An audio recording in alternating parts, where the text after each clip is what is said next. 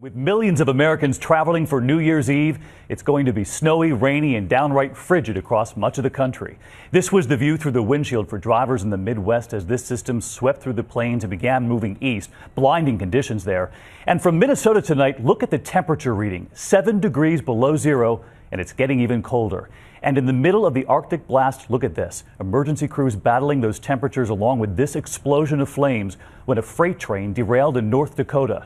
Tonight, the map shows the scope of this paralyzing deep freeze now moving into the Northeast. It is going to be a very cold New Year's Eve.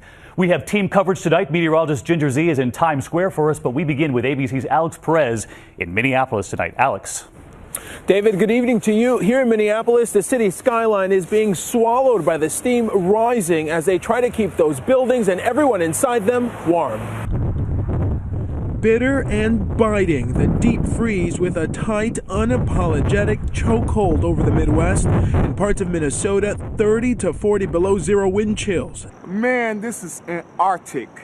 In Castleton, North Dakota, icebox temperatures and powerful winds. Another look at this dramatic new video showing crews responding to this freight train derailment.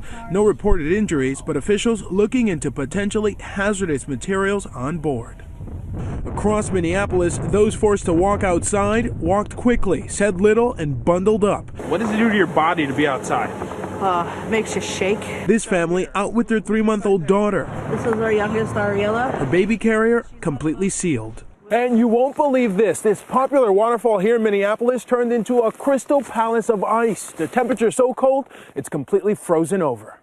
In Madison, Wisconsin, 14 below zero. So cold, this shelter quickly filling every available bed. Frankly, on nights like tonight, we just make room. We just make room. And here in Minneapolis and other parts of the Midwest, the bitter temperatures will linger and the cold is headed east. David? It looks cold. Alex Perez tonight. Alex, thanks. And of course, they are preparing for a giant crowd to gather in New York's Times Square tomorrow. 1 million people, in fact, quite a crowd there already tonight. Among them, ABC meteorologist Ginger Zee. And Ginger, in some spots, you were telling me the coldest air of the season so far? Yes, and we keep saying that the coldest air of the season, but let's get right to the numbers because by tomorrow morning, now we're talking dangerous cold for so many folks. 26 below will be the wind chill in Minneapolis. We'll see a lot of those numbers in the single digits. And then I'm standing right here in Times Square with such a crowd behind me already, and we're going to have so many folks enduring temperatures that feel like they're in the single digits or low teens. You see right there the temperature, actual air temperature, going to be just under freezing. David? And Ginger, if you can hear me, you already have your eye on the first big storm of the new year?